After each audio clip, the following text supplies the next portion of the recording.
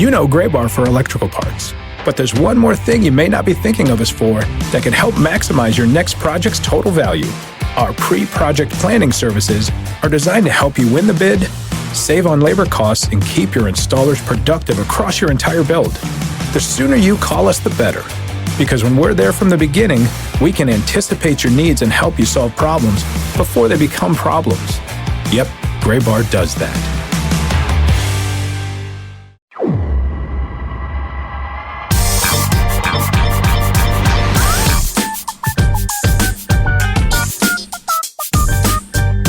I'm sitting in my living room with the computer in front of me. There is baseball on my television, which counts for real things. It is regular season, real baseball. It is on my TV now.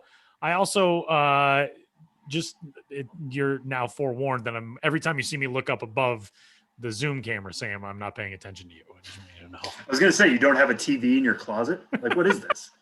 You are foregoing potential audio quality so that you can watch. I am. baseball. That is true. The recording studio does that say about this podcast? The recording studio. I can't even reach my hand out and fully extend my arm in front of me. The recording studio, so it also does not have a TV. But welcome into this week's episode of the Show Before the Show podcast, the official podcast of minor league baseball, as Major League Opening Day has arrived in 2021. My name is Tyler Mon. He is Sam Dykstra, and we are joined today by the two compadres with whom we have always previewed the Major League season. Josh Jackson and Kelsie Heneghan join the show. Hello, you two. How are you?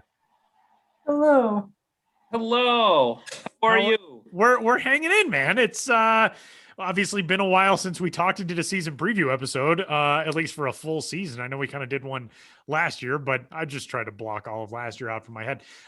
So it's like kind of normal this time around, and we're going to get to all of our predictions. We're going to get to all of the categories that we would ordinarily get to. But it's first of all, just very good to see your faces. Josh has some incredible quarantine hair going on right now, in which every time he has run his hands through it, it has stood up higher and higher. And I'm actually very envious. I want you to know. Thank you. I'm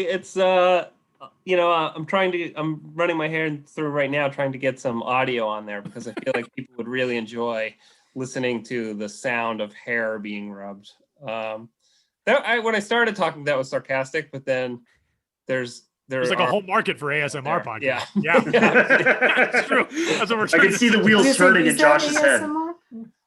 DSBTS ASMR. That's going to be the next stage of this podcast. A lot of initialisms. Well, let's get started here in this 2021 season preview conversation. As here are the topics. Year after year, we have gone through these topics and we have broken down what we thought will be award winners, who we thought would hit the most home runs, who we thought would get the most strikeouts in the minor leagues, who we thought would do all of these fun things, the minors and majors, as well as major league predictions, pennant winners, World Series picks, the prospects who are going to make the biggest impacts graduating from the minors this year. And we're going to kick things off much the way the Oscars do the supporting actor and actress very early on. We're going with American League and National League Rookies of the Year. We are going alphabetically by first name. So Josh Jackson kicks off our picks. Josh, American League and National League Rookies of the Year, fire away. For the American League, I've got Andrew Vaughn. You want me to talk a little bit about that? Yeah, give us your rationale. Right? Okay, you got to remind me how Andrew we did Vaughn. this. Yeah. A great reporter question. Talk about I like Andrew Vaughn. I like the way he hits. I like that swing that he has. I really liked. He was walking from the start of the camp, getting walks, but also showing a little bit of power. And then he starts hitting some singles and getting a little bit of consistency toward the end. But just I just like the way that he hits. I think in terms of consistency and power, he's an exciting guy and could have like a really exciting kind of season. I would encourage you to go and look up his home run at Camelback Ranch from March 18th. If you're into that, if you have a device available where you can do that, that is a very impressive home run. If you've been to Camelback Ranch and you can like know where that ball lands, it's even more impressive. And I also really like that, the White Sox have enough faith in him to like pull him out of position like a week or not quite like a week and a half before opening day. So for those reasons, my pick for the American League Rookie of the Year is Andrew Vaughn. Do you want to I go like straight it. into the National Yeah, League? dive into the National League. I think if you're not choosing Brian Hayes, I think you're being a little bit of a provocateur, and maybe a little bit disingenuous. I'm not, I don't think like there's a 100% chance he's the NL Rookie of the Year. That's not what I'm saying. But I do think at this point, right now, from where we're sitting, if you're like looking at the names and looking at spring performances and looking at what he did last year, and he's not your guy, you're like trying to be a little bit sneaky. Okay. I think that's a good point. I also like that we got the term provocateur mixed in very early into this episode. Kelsie, fire away. AL and NL MVPs. So for the AL, I went with Andrew Vaughn's teammate, Nick Madrigal, the foe of the three true outcomes. He's always putting the ball in play, which is great. He has a 70 grade hit tool, his plus speed to back it up when he doesn't necessarily hit the ball out of the infield. He had 340 in 29 games last year with Chicago, so he's already gotten his feet wet. And then he did separate his shoulder this past October and had surgery, but he seems to be right back to it. In spring, he hit 357 with 10 hits. So I think he's just going to keep going. And it's kind of fun when it's not a home run hitter who wins Rookie of the Year or like a big power strikeout guy. He's the small guy, the second baseman. So I think that's fun. So I'm going with Madrigal.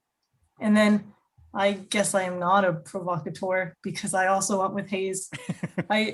I almost went with Dylan Carlson, but then I was like, no, it's Hayes. Like you said, it's like, well, you're picking for a specific reason if you don't pick him. He's the favorite for a reason.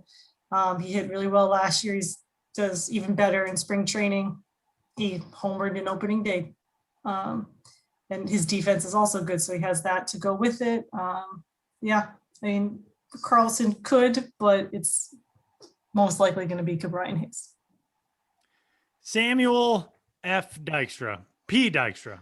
My R. middle Dykstra? name is just Which one? P. Apparently it's P, according to you people. According to my birth certificate, it's C, but I don't know which one we're going off these days. Accurate for one, me, obviously, which is P. I am definitely more. I am definitely more the provocateur. I guess there's that word again. Ooh. On the AL side, not on the NL side, but we'll get to that in a second. On the AL side, it feels weird to say I'm a provocateur for saying this. My pick's going to be Wander Franco. I know he's not starting out the year in the majors. I know that it could be until May or June until we see him, and that he's starting a little bit behind the eight ball compared to the guys Josh and Kelsie mentioned specifically with Vaughn and Madrigal, who are going to be getting consistent at bats from the beginning. But here's my point. Wander Franco is going to start out the year at the alt site. He's going to be right on the doorstep. The Rays are, you could say, and we'll get into this more later potentially, you could say they are the third best team in their division right now, even though they are the reigning AL pennant winners. They're going to need all the talent they can get to get past the Blue Jays and potentially past the Yankees. Don't know if that's going to happen, but we could get to a point in early May, even as Franco is getting, just getting started at AAA Durham, where they could look at their offense and be like, we're not where we need to be. Guess what? We have the number one overall prospect in the game. I think it's very possible he gets 400 plate appearances. If that's true, he's going to be competing for the AL batting title. He'll be right there with Madrigal, no doubt, but he has a little bit more power than Madrigal does. The question is going to be, where does he play? I know he played a little bit of third base this spring. Some evaluators think he could slide over to second as well. Doesn't really matter where he plays. He has the potential to hit 310, 320, even as a rookie with 20 homers. If that happens, that's instantly a Rookie of the Year candidate. I know we've kind of been spooked before by saying Vlad Jr. felt like a sure thing when he was the number one overall prospect and came up and struggled a little bit. I don't see it the same way quite really with Franco. He seems even more of a sure thing than maybe Vlad was. So he's my AL Rookie of the Year pick. On the NL side, I'm gonna stick with Brian Hayes. for all the reasons they mentioned. One thing I will throw out there, I think it's legitimately possible that he wins a Gold Glove this year at third base. I know Nolan Arenado, Tyler, how many has he won? 8, I believe, at third base. Still sticking around the NL now with St. Louis. But Hayes, hearing some of the stuff about him coming up through the minors, about how sure his hands were, how good his arm is, how major league ready he was looking as early as like Class A advanced or Double A defensively. And for him to carry that forward, and now he has, some brand recognition for sure. I think he can make the highlight plays. He can make the plays that are going to show up in some of the advanced categories as well. Hayes, I think, as Josh said, is the runaway favorite here. But if you're looking at laying odds, I think he's worth a look at Gold Glove as well at the hot corner. I want to point out the MLB.com experts selected, maybe not surprisingly, Randy Arozarena as their pick for American League Rookie of the Year. I'm not going with him either, and neither did any of you three. My selection, I want to go a little provocateurish as well. I'm going with Jared Kelenic. And much like Sam said with Wander Franco, I know he's not starting the year at the major league level, but Jared Kelenic, to me, this is when the Mariners start taking that step forward. I think the Mariners have a very promising 5-year window ahead of them.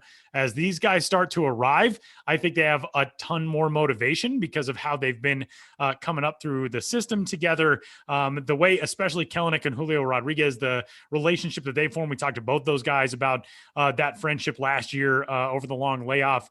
Then there was the other stuff that happened with the Mariners this offseason. I feel like that group has a gigantic chip on its shoulder. They have the longest postseason drought in American professional sports on the Major Four.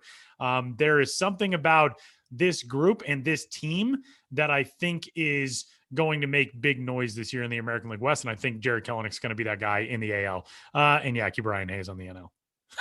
That's all I'm going to say for that. As far as our second candidate or category goes, there was one candidate nominated in this category in the selections for AL and NL Rookie of the Year. That was actually kind of my dark horse Rookie of the Year guy. But as far as your dark horse picks go, Josh Jackson, we will start with you. American League and National League Rookie of the Year dark horse candidates. So we're doing both. I just want to or one or the other. Let's say one. Let's go with one. Let's go one. I was told one in either one. Yeah, I'm going with one especially because the one that I picked for the AL is not a dark horse. I mean, he is, but not, So now that'll be a mystery for everybody. It's a blonde horse. Right. Ready are you ready to be shocked? My horse Rookie of the Year is Anderson Espinoza. Wow. Whoa. Okay. Whoa. Blast from the past. Here's how it could work. Huh. Things, get a little weird for the Padres, especially on the pitching staff as a whole. And he breaks in, things go well for him for a while. He breaks in on the bullpen at first, but then things just start getting weirder with the Padres rotation and their needs, and they need him to start. And suddenly by midsummer, he's like the guy that everybody thought he was in 2016. But he's like even better than that guy because now he's got like incredible poise. This kind of sounds like you're describing a dream you had. It's a vision I have, Tyler, a vision. And so, he despite the Padres getting into this weird and unfavorable situation, he helps them make the playoffs, despite that weirdness. The weirdness that facilitates his call-up, he helps them overcome with his call-up and is the Rookie of the Year. Interesting. Very interesting choice. I like that pick. Kelsie, yours. Yeah, another reliever in the NL. Okay, so my dark horse, I almost picked him as my favorite, but then I kind of Googled and it looked like nobody was picking him. So I guess he became a dark horse. So I'm going with Taylor Trammell, the number 100 of our top 100 rankings. He had a pretty exciting spring with an over 1,000 OPS, had 3 home runs. I know he's coming in there to replace Kyle Lewis and, while he's injured, but I just have this feeling that he's just going to get going. And then once Kyle Lewis comes back, the Mariners are going to realize they just need Taylor Trammell to keep going. He's just such an exciting player. His speed is his best tool, but he's shown that he can be so much more than that. And yeah, I think that the AL Rookie of the Year will just stay in Seattle, maybe. Sam? I'm going back to San Diego for this one, and I'm going to say Tucapita Marcano. Which one of the best feels names in baseball. One of the best training names, fan favorite. Yeah, exactly. And I think part of that, it feels a little bit like I'm coming off the spring and being like, well, he had a great spring training, so obviously he's going to do great. It's not just based on that, trust me. What I like about him is he can kind of be what Jake Cronenworth was for the Padres last year. Now, I know they brought in Rake Cronenworth, as the kids called him in San Diego. Yeah. Cronenworth probably could have been Rookie of the Year last year, faded down the end, and when Devin Williams was shutting everybody down, like he just swooped in and took the award. But Marcano can play multiple positions as he's done. That's how he got on the opening day roster. And the Padres are going to be playing competitive baseball. They're going to want to put him into multiple positions and have him fill multiple spots. Like that has value on a roster. So the fact that he is coming off a hot spring, he's a pretty good runner. When I was doing, looking at some StatCast data, he had one of the best home to first times in the game. That's going to keep him around, I think, for a little bit longer than just April. And then if he can keep hitting and keep finding, getting some time at second, getting some time in the outfield, maybe there's an injury that allows him to lock down more of a spot. I just really like players who are that versatile. And when a team can look at a player and recognize that, yeah, you are versatile, we want you around every day from the beginning, I think it's only going to grow from there. I'm not, for him to overcome Hayes or Carlson, like you said, or Ian Anderson or Sixto Sanchez, like all these very clear NL favorites, there's a reason why he's a dark horse. But the fact that he does enough to stay around a major league roster, potentially for 162 games, that's going to be huge. And that's going to give him a leg up over some of these guys who are going to get called up in May or June who might have higher ceilings. So that's my pick. Tyler, do you have one? I do. And I will preface this by saying it's kind of a cheat pick because I did the same thing in the same category last year and it didn't work out then either. But last year I picked Shogo Akiyama, who signed out of Japan with the Cincinnati Reds. This year, I'm going likewise to the San Diego Padres, and it shows you how talented the Padres are, that we have like 9 different guys in the Padres who could theoretically be Rookie of the Year this year. Ha-Seong Kim, the infielder who signed with the Padres out of Korea. I just love his game. I got to see him play at the Premier 12 tournament in Korea a couple of years ago at shortstop for them. Obviously, he'll be at second base for the Padres this season. But coming off of a 6-year stint, 7-year stint actually in the KBO, he debuted in the KBO at 18 years old, and he's still only 25. And I feel like just has a game that translates pretty well. The way he can put the bat to the ball, very smooth defensively. I really like what Ha-Seong Kim can do. And so even though he's not a traditional rookie, quote unquote, that's my cop-out pick. And it probably won't work out just like last year. And because Key Brian Hayes is way too good. So we'll move into our third category, which is the team that will rely on its prospects most heavily in this 2021 season. Josh, kick us off. Well, I will tell you that I have picked the Miami Marlins. It's a good pick. And I'm kind of just sort of, as a baseball fan, I'm excited for that one too. You can obviously already see it. I'm assuming, first of all, that somebody else has also picked the Marlins, so I'm not going to ramble on forever. But you can already see it in the opening day roster. And if you look at their top 30 prospects and how many of them are pretty darn close to being ready for some major league action, you can see that this is going to be a young team and an exciting team too. Kelsie? I did not pick the Marlins, but maybe someone else did. I picked the White Sox for a similar reason. They already have 5 guys on their opening day roster who are still prospects with Vaughn, Madrigal, Kopech, Crochet, and Mercedes. And then I know that I feel like Stiver, Birdie, and Gonzalez will be back soon. They made their debuts last season. They'll probably come back. And then I'm sure at some point we'll see Blake Rutherford and Gavin Sheets make their debuts. So it's just, they already have Robert and Anderson coming in, who've been there. And so they just have all these young guys. And I think they're just going to keep bringing that pipeline from the minors. So yeah, the White Sox. And Samuel. So I was going to say the Marlins, but I'm going to pivot and stay in the state of Florida. And this ties back to my Rookie of the Year pick. I'm going to take the Rays again. Thought you were going to go Blue Jays, staying in the state of Florida. They were an option, and I didn't even consider that. But no, I'm going to go with the Rays, just again because I think that is going to be a much more competitive division than they've dealt with the last few years with the investments that the Jays have made. And if you look at the Rays roster right now, or the Rays farm system right now, we've talked so much about how it's a deep farm system for years now, and they've been able to plug in guys. But the way it's situated right now, 7 of the top 10 Rays prospects, most of which were in the top 100, let's face it, have ETAs on MLB Pipeline of 2021. These are all guys who are going to be knocking on the door. And again, they're good talents. Wander Franco, Luis Patino, Randy Arozarena, Vidal Brujan, Brendan McKay is going to be coming back at some point. Shane McClanahan debuted in the majors in the postseason last year. Taylor Walls, the gifted shortstop prospect, is currently on their taxi squad. 7 of the 10, and that's not including somebody like Shane Boz, who I think could come up in the second half of the year and be a real power arm for them out of the bullpen, or be a multi-inning reliever that Kevin Cash really likes.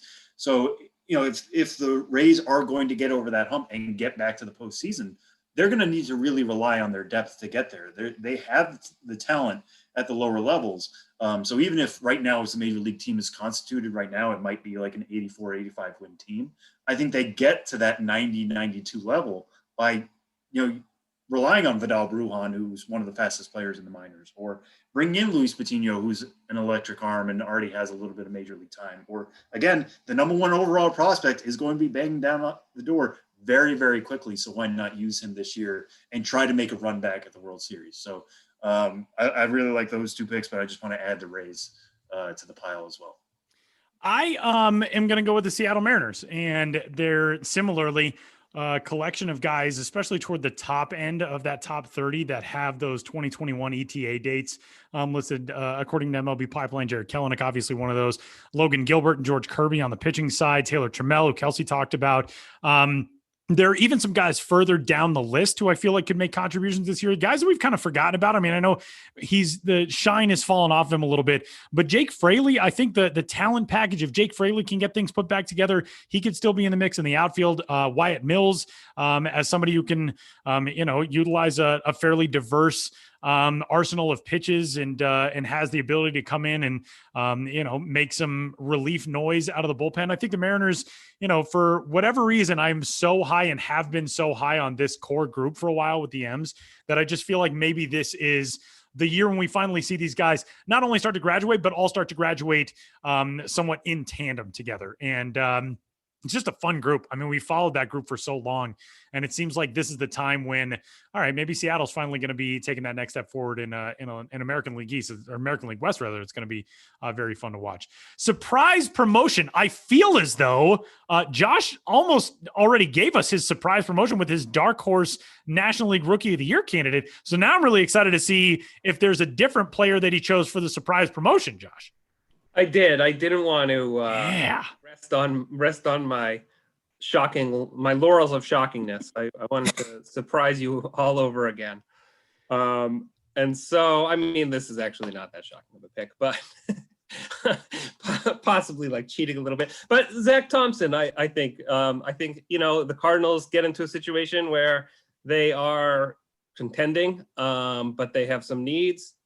And they have to bring him along like maybe a little bit sooner than planned. Like it's not that crazy. He did what he did in the SEC like 2 years ago. But so like on a timeline perspective, it's not nutty for him to be getting big league time. But at the same time, he hasn't pitched at AA yet. So I went with Zach Thompson, and that's why. Okay. I like it. Kelsie. Yeah, I kind of went a similar route. I went with Max Meyer, the number 3 overall draft pick last year, which I think Sam might have chosen him too, judging by his reaction. So yeah, Max Meyer, he also has yet to play pro ball. He got a taste of spring training, but didn't even play. But he is 22. He played at Minnesota. He has a fastball in the mid 90s. He has a plus slider. I hope that the Marlins don't have the same issues they had last year, but I think that maybe they've learned that they can rely on these young guys and they can bring up a lot of prospects and make a fun roster out of that, like you guys have touched on previously. He also hit in college. He was partially an outfielder. So, we still have pitchers hitting in the National League. So the Marlins will like that with him. I know that Mattingly said he just wanted him to get his feet wet at camp. He didn't want him to try to throw 100 against major leaguers. But I think that, it would be really fun if we see him later this summer. And I think we could. Sam, I think we know who your pick was. Yeah, I'll go slightly off what I was going to do. But yes, Max Meyer, guest of this pod a couple weeks ago. One thing we did talk to him about as well is that he started out his career at Minnesota as a reliever. So he already has that experience. If the Marlins somehow shock the world again and are right in the race in the second half, why not use the guy who has a plus fastball and a plus slider and has experience of pitching at the back end of a bullpen? We'll see how he actually takes to the minors. He hasn't done that yet. But one other name I'll throw in there is Cade Cavalli. Is somebody who I think, again, we don't know what the NL East is going to be like. The NL East is going to be, I think, very competitive in a good way. The Mets and the Braves are the obvious favorites. The Phillies are right there. The Marlins are probably at the bottom of the, in the cellar, but like the Nats are like firmly right in the middle there with the Phillies, potentially could be knocking against the Braves and the Mets at the top. And if that's the case, Cade Cavalli is a power arm. I know somebody who was taken in last year's draft, 22nd overall, coming out of Oklahoma, another guest of this podcast, so you can go back and listen to him about what his strengths are. But haircuts. They like him a lot. Haircuts. What? Haircuts. Yes. Haircuts are his strength. I mean, well, to your point, like he fit in really well in that clubhouse, and it seemed like he was somebody who had been there for a while. So Davey Martinez knows what he has, which again is a plus fastball, plus curveball, above average slider and change. It's stuff that could probably play right now. If the Nets like somebody, they have been aggressive in the past, looking at Juan Soto, looking at Luis Garcia, who they pushed the majors last year. Even Carter Kieboom, they got aggressive with 2 years ago. That hasn't quite worked out, but they have a track record of this. If you show us something and we think you are ready right now, we're going to do it. And if they are in that race come August, September, and Cavalli is maybe pushing up against an innings limit, but could do an inning or two a week and work out of that bullpen, why let him sit in the minors and not get that experience? Why not bring him up to the nation's capital? So Cavalli, much lower ranked and taken later in the draft than Meyer was, but I think he's got just as good a shot as Max Meyer does to make the majors in 2021. I kind of thought my pick is going to be so shocking, but it's really just the same formula as you guys. And I'm going with, I truly believe I was watching the MLB network season preview show. They went through all the experts and their predictions of each division, team by team, whatever. I am much more of a believer in the Kansas City Royals than it seems anybody else is. I like the Royals. I like what they have in Kansas City. And my weirdo pick to make his major league debut this year is Asa Lacy, who was taken out of Texas A&M last year. He's the third-ranked prospect in the Royal system.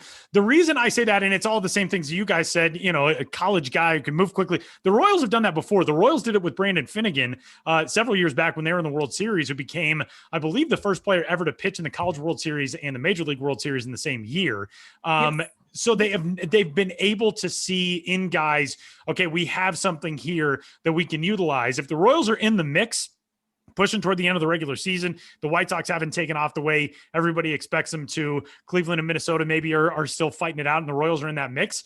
I don't know. Why not take a flyer on somebody like Asa Lacy? He's got crazy stuff. He can touch 97 as a starter. What he could do, maybe coming out in a relief capacity, I like him. One thing, we did this question last year. And I want to do something similar this time, which is piggybacking off what you're saying, Tyler. Last year we asked, will Wander Franco make his Right. major league debut in 2020? And I said yes, and he did. And we all went through that, and yeah, it was a legit question. So I'll ask something similar, but I'm going to change it a little bit, sticking with the Royals. Bobby Witt Jr. had one of the best springs of any prospect. All of a sudden, people were talking about him maybe making the opening day roster before he ever played for a full season team. Do you guys think he will be up in Kansas City before the All-Star break? Yes or no? I do not. I don't think he will be. I know there was so much talk about how good Bobby Witt Jr. looked in spring training. And then when he got sent down, I think the reaction was like, well, yeah, that figures. I mean, the guy hasn't even played out a short season ball. I think the Royals will be content to kind of let it cool off. And especially now, granted, if he goes to full season ball and all of a sudden we see Bobby Witt Jr. is hitting 375 through the first month and a half of the minor league season, then maybe we see him accelerated along that timetable. But I don't think we see him in the majors. Yeah, especially not before the All-Star break. Like, I thought that Tyler was about to say that Bobby Witt Jr. was his surprise pick, and I was like, well, that's not really a surprise. Like, please don't do that. Because even when Sam first was talking about these questions, he said to me, like, I hope nobody picks Bobby Witt Jr. as a surprise. So I won't be surprised if he doesn't come up, but if he does, I am 99% sure that it will be after the All-Star break. I was ready to say yes until you got to that part of the question where you said before the All-Star break, Sam. And then I did kind of back off. I guess, I mean, I could see it happening, but probably no. I mean, no, not before the All-Star break. I do think by the end of the year. All right, I'll say yes then. Okay. I think he's up by June. Wow. Or in June, specifically. Wow. It gives him more time in April. It gives him time in May to actually perform at, let's say, AA. Guys get called up from AA, not all the time, but it's not a rarity. And if he keeps doing what he's doing, again, like the guy hit a 484-foot home run. You don't do that by accident. That's not luck. And all the measurables we've heard about from last year's alt-site, like I think even if he wasn't playing in competition, he was doing things that people his age just don't do, and people in baseball in general just don't do. So you guys are probably right. Like if you are to actually set a line right now, in all actuality, he's probably, if he is going to make a debut, it's going to likely be in the second half. That's just a smart bet to make for a 20-year-old player. But given the aggression of Royals and Dayton Moore and the way they seem to trust their prospects when they look ready, June seems right to me. So we'll see. There's not a ton about his there's nothing really about his game that would make you say like, well, he would be a detriment for the Royals in the starting lineup every day. It is all about sort of circumstances and sort of like, well, how should we handle this 20-year-old with the limited experience? Yeah, he just needs the work. He needs the at-bats. He needs day in, day out action, I think. But it's possible. And I think one thing that last season may have done, and really the last few years, but especially last season, I think teams now are viewing prospects in a very different way of, okay, traditionally, yes, it's taken X, Y, and Z as far as making these guys climb the levels, whatever. Now I think teams are likelier to look at guys and go, hey, if it looks like he can play at the major league level, why don't we try that? And so that's something that maybe is coming out of the last few years of the developmental track line for so many top prospects in baseball. Yeah. Well, no, just one last point. I don't know if you guys read the story on ESPN about Juan Soto, but there was a great section in there about, you guys remember the ascent of Juan Soto. Oh, yeah. And how crazy that was, and how he started out again at Hagerstown, and like 2 weeks later was at Potomac, and a week later was at Harrisburg, and then a couple days later was in the majors. But there's a great section in the piece by Jeff Passan about how Mike Rizzo was just like, well, he's doing everything we would ask of any minor leaguer. So he's coming up tomorrow, he's playing left field, and he's batting cleanup. And everybody was shocked by it, but he was just like, look, this is what he's doing. Like, what else does he need to prove to us? He's doing it on a nightly basis. And Juan Soto is now being compared to Ted Williams. So you're right about like just seeing what the data is. And I think a lot of that has to do with the way we can measure prospects now in ways we used to not be able to. But yeah, what is that going to look like coming off 2020, in which there were no actual games played and it wasn't actual competition? We really don't know until we're going to get back into the season again. Yeah, my other thing is not only has he not played full season ball, but he's never left the complex. Like, players talk all the time about the mental side of, the long bus rides and staying in, hotels and being away from your family. And I think in a way, the Arizona League is kind of like college a little more than, if he did went to short season last year, or if he did go to low A this year. So I think that's also part of it. He needs to grow up a little bit. And I'm not saying that he's not mature. I don't know him. I'm sure they've said that he's mature, but I just think that like there's just some seasoning that you need to experience because being a pro baseball player is hard mentally sometimes. Next up, it is the Josh Jackson Casey Golden Memorial category of the year. And that is, actually, it's kind of not, because this is the prospect to hit most homers in Major League Baseball this year. We know who Josh is picking when we get to the minor league one. Josh, your prospect to hit the most homers in Major League Baseball this year. I went with Casey Golden. I went with Kelenic. And I think if that's true, then he beats Vaughn for Rookie of the Year. Also, my Rookie of the Year pick. I thought about going for Vaughn. If I'm like gonna sit down and watch a home run derby though, I'm picking Kelenic between those two. Probably, I think. I don't know, guys. I picked Kelenic, so I'm gonna leave it at that. Okay, Kelsie. I went with Bobby Dahlbeck. He was one of Good the call. home run leaders for most of spring. He ended up one shy of the lead, but he had 32 homers in 2018. He had 27 in 2019, and then 8 in his a limited major league debut last year. I think the Green Monster will be his friend. And I just Bobby Dahlbeck homers just seem so normal, and like it just happens all the time. So I'm going with Bobby Dahlbeck. Sam. Bobby Dahlbeck was my second choice, and then I took him out just because the strikeouts scared me. And I went with Kelenic too as well. Not because I think what I heard about Kelenic is that his power progression is what's really taken off last year at the alt site, and he's continued to build on that side of the game. Coming at his first full season, he hit 23 homers playing at 3 different levels. What happens when he really situates himself? And the top level is not playing at low A, high A, and double A. I get that. But I think the way his power can take off, we could see a 30 homer season out of him. We could also see like a 30-30 season out of him, which would be a big deal. I think Dahlbeck certainly has the power advantage over Kelenic, but he might not make enough contact. So Kelnic's my choice, and I think it could actually be a very decent race here between the guys we've mentioned so far, between Kelenic, Dahlbeck, and Vaughn. Those were, I think, the 3 big candidates for me. And I was going to go with Vaughn. I love him as part of that lineup. Obviously, they don't have Eloy Jimenez now, but I still feel like that White Sox lineup is just so well structured. I love what Andrew Vaughn does. I love his game. I love his approach. And the power grades at 60 for him. I feel like he is the type of guy who can just go on those binge sort of runs, hitting a lot of homers, over a quick span throughout some stretches during the season. So I'm going with Andrew Vaughn. The pitching side of this category is the most strikeouts for a prospect in Major League Baseball in 2021. Josh, who you got?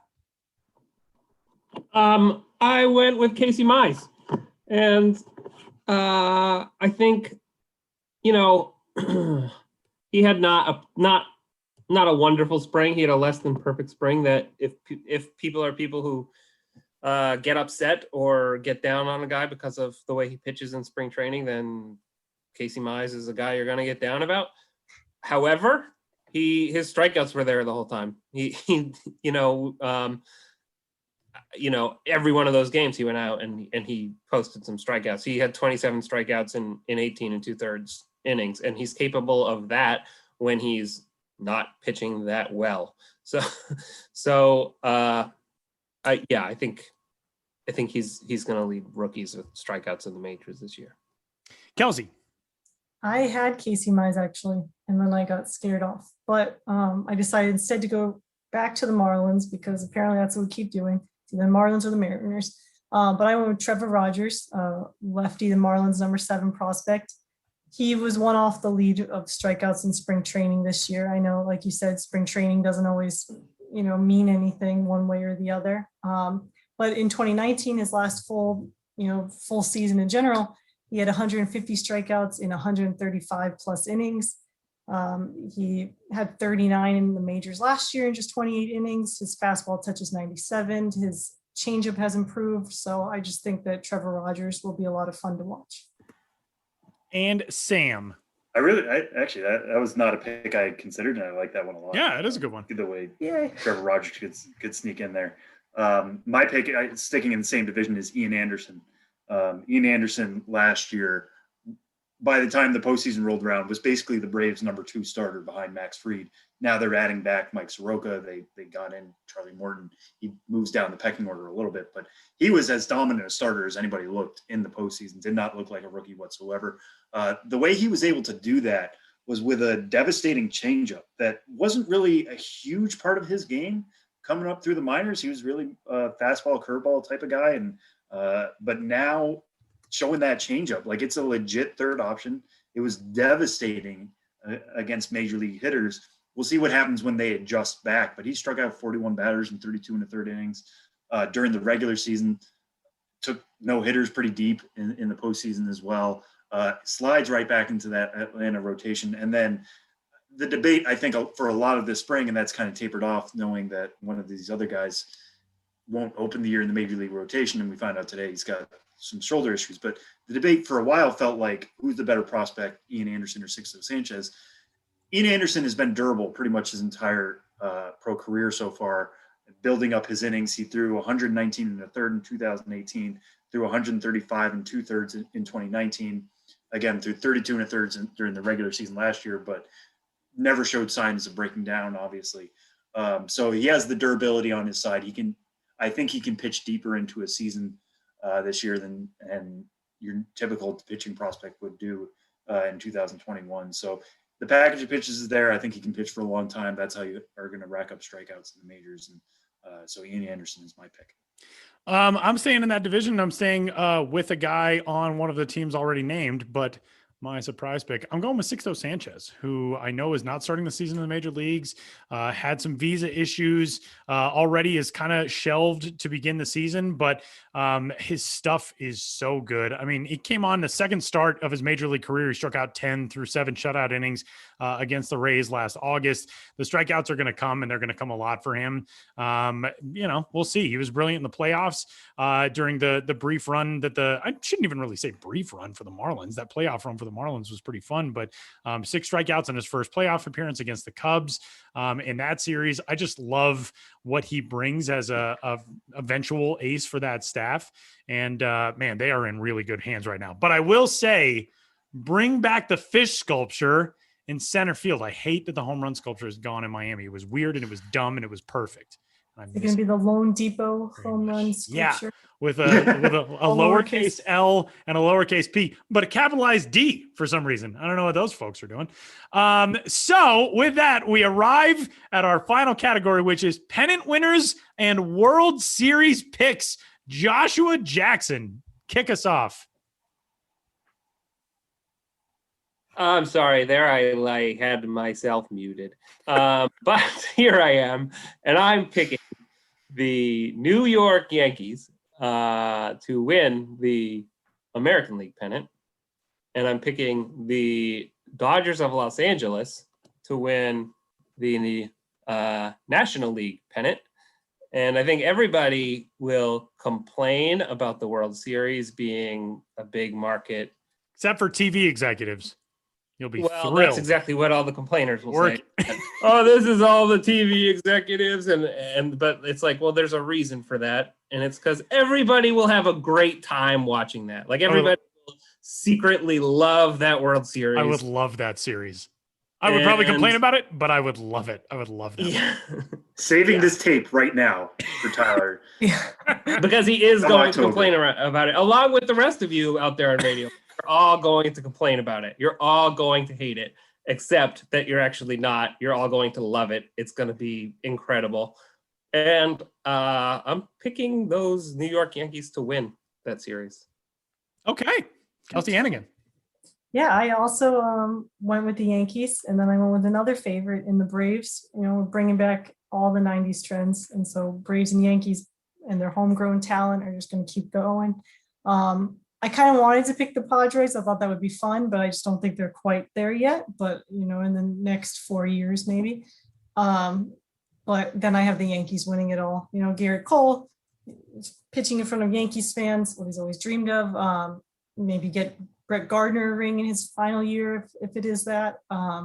There's nothing wrong with picking favorites. And, like Josh said, it's fun when really good teams are playing. So, yeah, Yankees, Braves, Yankees win. Sam. I am going to go the Chicago White Sox in the AL. I don't think they're going to have the best record. I think that is going to be the Yankees. But I really like that Lance Lynn trade for them. I think that really takes them over the top. And signing somebody like Liam Hendricks, I think is huge. The idea, we'll see how these two are going to work out, but Michael Kopech and Garrett Crochet being in semi-prominent roles for them. I mean, we saw what happened when they brought up Crochet last year, throwing 100-mile-an-hour bullets. Kopech can do the same thing if they can stay healthy for the entire year. But put those two guys in your bullpen during a postseason, or give them starting spots if they're stretched out enough. Like, that's crazy, considering they already have Giolito, they already have Lynn. Like, that pitching staff, I think, is going to be pretty good. It really hurts them that they lost Eloy Jimenez. I get that. But being able to use Andrew Vaughn and have him solidify his place is going to be a good thing. Getting a full year at Nick Madrigal, I think, is going to be a good thing. So I got the Chicago White Sox in the AL. In the NL, I have the Los Angeles Dodgers. I'm just going to go chalk. Like, I really don't see a way that anybody really works their way around it. I think this is the year maybe we start to talk about Walker Buehler. We already are talking about him as like one of the best starters in baseball, but like maybe an elite top 3 pitcher in baseball. He just keeps improving year upon year upon year. And it very much is Kershaw's team, but like Buehler is the definite ace of that club. And we all forgot about Gavin Lux. Like, Gavin Lux is still there and hitting like 8th on that team right now. He could very well have the season this year that we thought he was going to have last year and be one of the best young talents in the game, and just keep plugging those guys in. They brought back Justin Turner. Mookie Betts is there for 162 games this year, which is a good thing for them. So I've got the Dodgers in the NL, and then I think the Dodgers are just too deep. It really sucks picking a repeat. I feel like that's too easy. But you just look at the depth of their organization, and who else could like come up? Like, Keibert Ruiz would be the starting catcher for a lot of other clubs. He's like 3rd on their depth chart right now because they have 2 really good catchers as is. And Josiah Gray, I really hope he gets some major league time this year. He could be a big piece for them and play the role that Dustin May and Tony Gonsolin did for them last year during their postseason run. They keep getting deeper. Maybe this is the year that farm system hits the wall, but it's not there yet. And the fact that they have more replacements at the ready to already help an incredibly deep major league team, I think gets them over the top. So Dodgers over the White Sox for me. I'm actually okay with doing this because it's our very last category, but I picked the same thing as Sam. And I feel like to have made it to this point and not to say like, oh, I picked the same thing as somebody else, I feel kind of good about that. But yeah, I had the same White Sox AL, Dodgers in the NL, and the Dodgers winning it. It's weird because I feel like that team is so clearly the best team in baseball, but we have not had a repeat World Series champion since 2000. The Yankees winning 3 straight from 98 to 2000. That is the last repeat champion in Major League Baseball, which is kind of stunning because the narrative for baseball for so long was, oh, it's only the big market teams. They're the only ones that win. The National Football League has the same like 5 teams in the AFC and NFC championship games every year. And the same one guy wins the Super Bowl every year. It's been kind of nice that Major League Baseball has actually had a lot of parity.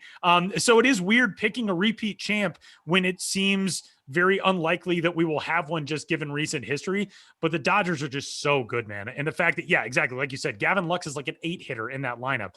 I heard there was a great point that Dave Fleming made on the broadcast on ESPN earlier today. We're recording this on opening day. You look at Hyun-Jin Ryu and Kenta Maeda, 2 guys who were on that squad last year. They go out and make opening day starts for other teams. The Dodgers are like, man, we don't need these guys. And other teams are like, okay, you're literally our best pitcher now. That's how talented that team is. They're ridiculous. And that race, if the Padres get it all put together, that race is going to be as fun as everybody, I think, hopes and expects that it will be. And I'm continuing to talk as Daniel Bard tries to close out an opening day win over the Dodgers for the Colorado Rockies, which would put the Rockies on the road to 162-0. You got to start somewhere. Journey of 1,000 miles starts with the first step. So it's just a lot of nervous energy from over here, but we did it. We made it all the way through. It's incredible. That was good. I think I actually saw that MLB has the longest stretch without a repeat winner of any professional American sport. I believe you are correct, which is, the narrative has been so not that way about baseball for so long. And I was like, well, what about the reality minors? But we have had repeats in the minors. So, true. So that is included. Thanks, Columbus Clippers. Woo! Daniel Bard got the job done. Oh, goodness gracious. Everyone, this was fantastic, as it always is. Sam took copious notes, wrote everything down, and now we'll and now we'll compare all these things until once we get to the end. Then we're going to figure out who is smartest. Right? Yeah. That's how this works. And we get to do this again in a month for the minor league season. Exactly. And Kelsie Golden rides again. The Kelsie Golden show returns. I already have a pick that's not Kelsie Golden. We'll see if it changes by. Whoa. That's called a month tease. That is a long tease. For the, I thought we might end up talking about it tonight, and I just wanted to be ready for contingencies here. I like it, Josh. Yeah, bunch of fun. Josh Jackson, Kelsie Heneghan, who you can find on Twitter. Josh Jackson, is it Josh Jackson MILB? Correct. Yeah. And Mark. Okay. Man, I love bagels. But the I is lowercase. Kelsie Heneghan is at Kelsie_Heneghan. And you two, thanks as always. Can't wait to do it again in a month. Thanks for having us. Thank you. And thank you all for listening. Out there. I already dropped a Radio Land earlier today. Come on. Thanks, guys. Benjamin Hill joins the show next.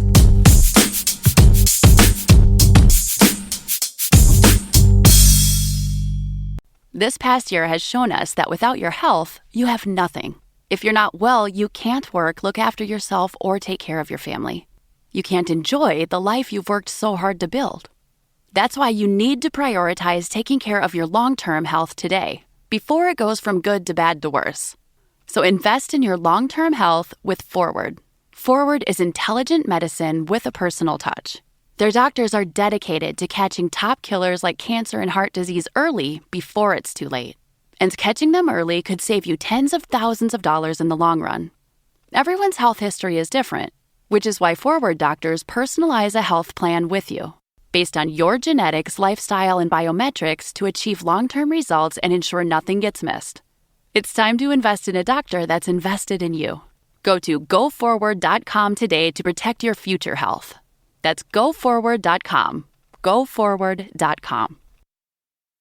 Benjamin Hill joins the show as we open the month of April, getting closer and closer to minor league opening day coming up the first week in May. Hey, Ben, how are you? Hey, guys, I'm doing all right. And you're right. It is almost minor league baseball season. We are getting there. Our long national nightmare is almost over. Oh, thankfully. I can't wait. We are, just a few weeks away now, 4 weeks-ish, 4.5 weeks-ish from the opening of the minor league season. And we got some stuff to talk about this week with you as front offices get set for this 2021 campaign. There is one major league team located in the nation north of the border in Canada. There is also one minor league team located in one nation north of the border in Canada, and they have a couple of things in common. One, they're all part of the Toronto Blue Jays family, but two, they will be playing in the United States to start the season. The Blue Jays kicking off the season in Dunedin, Florida at their spring training home. The Vancouver Canadians, longtime partners of the Toronto Blue Jays, now at the high A level, they will open their season in the States as well, kind of setting up shop in a former Northwest League faux home and now a high A level foes home at the Hillsboro Hops. Kind of get to be roommates to start this year. Tell us about that story. Yeah, it is, with crossing the border still not feasible for professional sports franchises. It is funny how in the case of both the Toronto Blue Jays playing in a minor league facility or their spring training facility, but also the home of the Dunedin Blue Jays. So on one hand, you have what had been a minor league ballpark, a spring training ballpark, hosting a major league team. In a way, it's kind of similar to Buffalo hosting the Blue Jays last season. And then on the minor league level, with the Vancouver Canadians, members of the Northwest League, they announced just a couple days ago they cannot start their season feasibly in Vancouver and have road trips across the border, teams coming in to visit them, et cetera, et cetera. There is a border closure. So their solution was to partner with the Hillsboro Hops, who play in the greater Portland, Oregon area.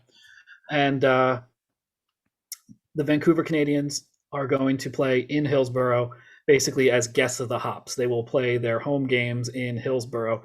And we'll definitely be checking in with Hillsboro in the near future, or at least right around the time the season gets started, to see how this all works out logistically. It's funny to think, because the Hillsboro Hops, up until this year, were a Class A short season Northwest League club, meaning they played a 76-game schedule and only 38 home games a season. So they've hosted 38 games at home for the entirety of their franchise history, which goes back to, I believe, a 2013 inaugural season, I want to say. Now, after taking the whole year off, not taking it off like a vacation, but after being no baseball in 2020, the Hops are coming into a reality in which, A, they are a full season team now, going forward in the reconstituted Northwest League, which is now called the High A West. So Hillsboro is now a full season team in the High A West, and on top of that, they're hosting 2 teams worth of home games. So after doing 38 games a year per season for their entire existence, I was looking at the schedule yesterday, and they will essentially, by mid-June, have hosted 38 games in 2021.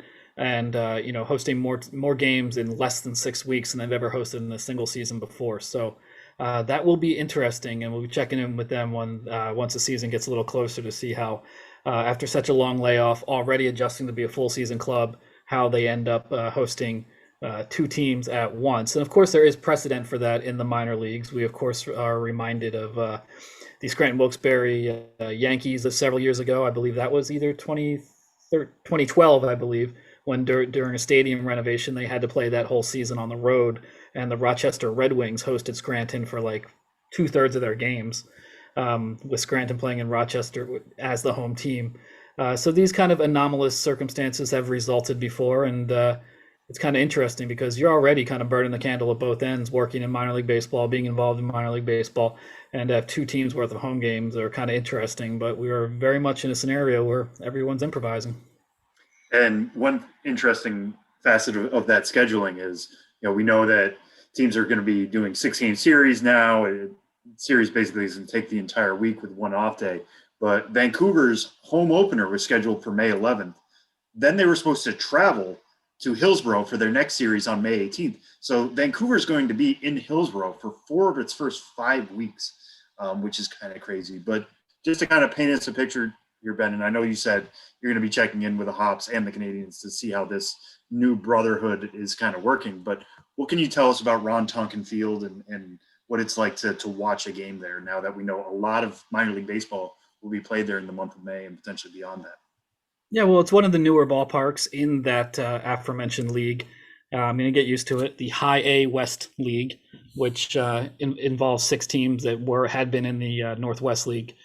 So the High A West, Hillsboro Hops, that ballpark opened in, I do want to say 2013. I know I visited during the inaugural season. It was a big deal. It's always a big deal when a ballpark opens, but it also marks the return of minor league baseball to Portland, if not Portland specifically, but the Portland area, because the Portland Beavers ended up relocating first to Tucson and then El Paso. So the Portland market, which has generally had minor league baseball in some form or another for over 100 years, didn't for a couple years. And then the Hops came, and even if they don't play in city limits, they definitely have a great market to represent in the greater Portland area, Portlandia, as it were.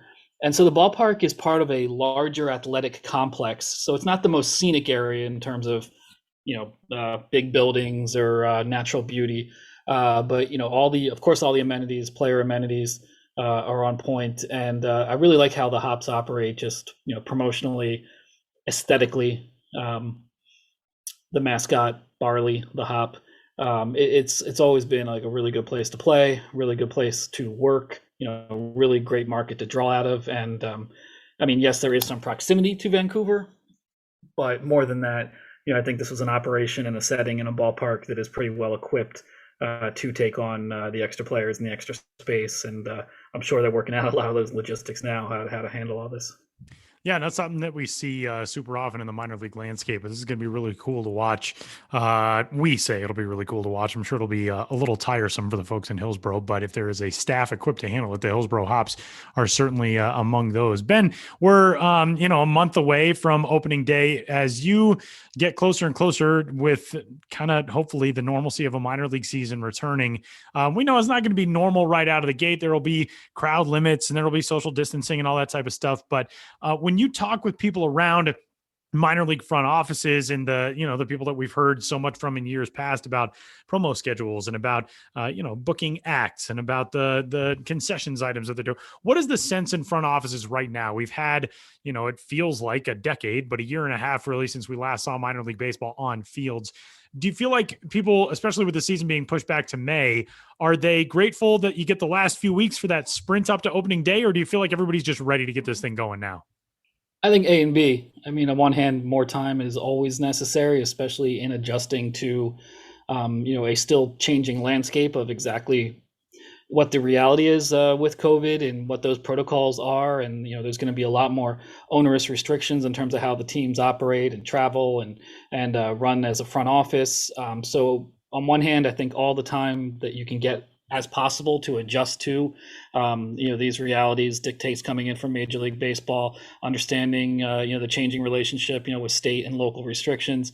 I think on that level, it's great to have as much time as possible because we are not in a static, 100% everything's normal, let's go situation yet. So on one hand, that's good. Let's delay it as long as possible so that when it starts, it can be as smooth as possible. On the other hand, yeah, we haven't had minor league baseball in any way, shape, or form, regular season minor league baseball since Labor Day of 2019. Now here we are talking in April 2021, and we're still talking about more than a month to get this season started. So on the other level, it's like, come on, we've had enough offseason. We had all the offseason we need. We spent an entire offseason in 2020 completely preparing for a season that didn't happen. So, I think it's a mix of like, okay, hey, cool. We have some time to figure this out. And also like, let's go. Come on. There's nothing more that can be accomplished during this off season. If that makes sense, kind of, feeling it, on both sides. But little things, I've been pointing this kind of stuff out on Twitter, but even just getting an email, the kind of email that if it wasn't your team, you just delete right away. I'm on a lot of mailing lists, press release lists, whatever. But just getting an email, like I think one of the first ones I saw was Omaha Storm Chasers, just saying, single game tickets are on sale. Not even for the whole season, but just for like a short, little group of games, but just being like, whoa, look at that. It's not season tickets. It's not mini plans. It's just a game and it's happening soon. And you can go to their website or call them and spend $12 or whatever for a ticket to see a specific game on a specific date. And the team is selling them. I know that doesn't sound very remarkable, but it had been so long since something like that, since single game tickets are on sale, since, promo schedules have been released. Still haven't seen too many of those, but those are starting to trickle out. And these small signs of normalcy, as mundane as they are now, are just kind of like, whoa, it's really happening. It's really happening. You can get a ticket. You can mark down a calendar where there's going to be a bobblehead given away. Obviously, we're starting to see rosters, obviously in Major League Baseball, it's opening day, but it's being like, okay, I have a sense that this prospect I want to see is going to be on this team, and this team is selling tickets, and I can maybe go to this game. All those little things to finally see that this puzzle finally, falling into place, getting completed is really exciting. Yeah, we'll take wins however we can find them. And very quickly, Ben, before we let you go, I did want to touch on this. Speaking of wins and finding them wherever we can. You had tweeted earlier in the week that the Chattanooga Lookouts mascot was, quote, mascot napped as part of a ballpark burglary. But there is a happy ending here. Just update everybody on that real quick. Yeah, Louie, L-O-O-I-E, Louie the Lookout, the mascot for the Chattanooga Lookouts. I was trying to find his bio because I'm not exactly sure what species he is, but, he's a big head and a mustache pretty much all the way across his under his lower lip, but almost like wrapping all the way around to the back of his head. All I'm saying is he's a very unique individual, and some absolute bumbling dunderheads broke into the Lookout's ballpark. And on March 30th, it was reported that several things were missing, including Louis. He had been mascot napped. And, the Chattanooga PD had out, social media posts on Twitter and Facebook. The team was putting it out and saying, like, if you've seen Louis, here's the number to call. Like, literally call the police. Not as a joke. Call the police if you've seen Louis, the Chattanooga Lookout's mascot. And thinking, like, you idiot mascot nappers. I mean, you can't just blend Louis into normal society. What's your end game here? Is it a ransom? Whatever. But this didn't go on very long. While some of the other things that were stolen, and I don't know the inventory, some of the other things that have been stolen, have not been recovered. But early in the morning on March 31st, a worker for the Chattanooga Aquarium, Chattanooga has an aquarium that's very close to the ballpark in downtown Chattanooga. An electrician who works for the Chattanooga Aquarium, 4:45 in the morning, found Louis. And, called the police, called the team, talked to whoever he needed to talk to make sure that Louis was safely transferred back to the ballpark. And he will be there on opening day after his brief but terrifying experience being mascot napped. I think we need to get on this case. Homer, the dragon from the Charlotte Knights. He put out a fire last month or whatever that was. Maybe his investigative skills are as good as his firefighting skills. He's just the first guy now that we contact for everything. The first mascot who gets our emergency calls. See, I think, how like on NBC now, there's like Chicago everything. There's Chicago PD, Chicago Fire. So we have Homer as like the firebrand version. Oh, okay. For the mascot. So we need now the detective. Like a Law and Order mascot investigative thing. Yeah, exactly. Right. Yes. But just Homer, it's all Homer centric. Paw Patrol. I think this is a great idea. A great idea, and I'm sorry to interrupt, but just in the interest of accountability, I do want to point out that when we talked about Homer the mascot, the dragon mascot putting out a fire in Charlotte, that Tyler started to advance conspiracy theories saying that maybe Homer started the fire himself. Homer started the fire. And he literally breathed later, fire, and then all of a sudden something's on fire around him. So are you saying Louis stole himself? Is that what you're trying to say, Tyler? It's man. Yeah, was it all publicity stunt? Louis was essentially being Homer Simpson in that episode where he throws like a mocked up version of himself off of a river, like a cliff into a waterfall, just trying to get the day off of work. Louis just mascot napped himself. I'm not saying anything. I'm not saying anything. Not one or another. It could have been Louis. Could have been Homer. It could have been some bumbling dunderheads, as he said. We're just happy he's back. That's all. We're happy he's back. Oh man, Benjamin Hill you can find on Twitter. He is at Ben's Biz. And Ben, we're so excited to get to a point where we're talking about promos and talking about things happening in ballparks and all that type of stuff and getting you back on the road. And it just feels, for so long over the last year and a half, it's been like I don't want to let any of this happiness in yet, but it feels like we're getting close, and I just can't wait for it, man. And thanks for this stuff. And I'm very glad that Louis is back in safe hands.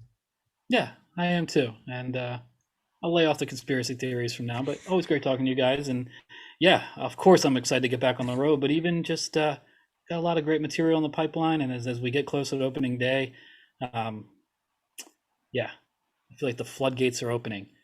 I feel like I'm going to stop at the metaphors because they're kind of like natural disaster related metaphors. And that's not the optimistic vibe I'm going for.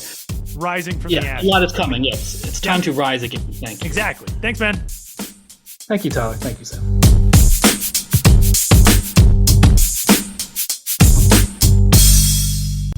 What a fun episode to catch up with the MLB crew, Kelsie, Heneghan, Josh Jackson, Benjamin Hill, all joining the show. Big thanks to all three of them. And that'll do it for this week's episode. Sam, happy opening day, buddy. Not for you. Happy opening day. Not for you. Being a Red Sox guy, a Mass native. Bad rain? Bad rain, apparently. Gotcha. Although I will give a quick shout out to my friend Brian Burke, one of my closest friends from childhood, is doing the flyover at Heneghan. Wow, cool. So yeah, one of my friends today just started up this like text chain of everybody boasting about what they've been doing lately. And one of my friends is like going to Florida to work for NASA briefly. And like one guy has done some stuff for Tesla. And then Brian was just like, oh yeah, I'm flying over Fenway tomorrow. It's like, okay, all right, fine. Your friends I are was way like, I cooler only than cover mine. baseball for a living, but they don't let me go to Fenway. You had to put in hundreds of hours of flight training and thousands upon thousands of miles of, going over the globe. But yeah, sure, you get to go to Fenway and I have to sit at home. Your friends are much No. cooler than my friends. My friends are like, I mean, been cleaning up It was baby a surprise spit to up. me. That's pretty awesome. I'm Yeah. jealous. I want to be friends with your friends. Let's make that happen. We can make that happen, Tom. My friends are your friends. Also, just as we get closer and closer to minor league opening day, to major league opening day, one thing that we have continued to stress over the last year and a half, keep wearing your masks, keep washing your hands, keep your social please. distance, all that kind of stuff. We know, obviously this week there was some discussion about a potential fourth wave for COVID. I know a lot of you have already been able to get vaccinated, which is great, but keep doing the right things, because now that we're starting to see fans in ballparks, people returning to the places that we love so much. It's so neat, the partnership between Major League Baseball and the NFL and the NHL and the NBA and the WNBA, Major League Soccer, and all these organizations about getting vaccinated so we can all get back to doing the things we love. That's been so cool to see. Let's all keep doing our part until we get there, because we're so close. And we cannot wait to be in ballparks with you all across the country in very short order. And feels good, man. Feels good that we got to watch some real baseball today. I love it. It really did. It really did. And hear like actual crowd cheers and actual crowd boos at time as well. But again, like, you have to keep being safe if you are going to the ballpark at all. Like, make sure you are not ruining this for everybody else, because the minor league season has not started yet. We just got off, the phone with Ben there for a while, and he was saying, like, everybody feels like, let's get this going. We're there, we're ready, we want to do this.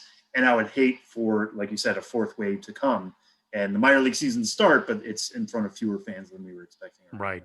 We are so close. We are, like, every day that you do the responsible thing is a day we are closer to getting full stadiums everywhere. Yeah. And that's what I can't wait for. Today was a great small taste, but in order to get the whole pie, we need to keep doing the safe thing. So yeah. But happy opening day, everybody. Happy opening day, everybody. To be back. And we will be back with you next week as we get closer and closer to the start of the minor league baseball season. He's Sam Dykstra. I'm Tyler Mott. We'll talk to you then.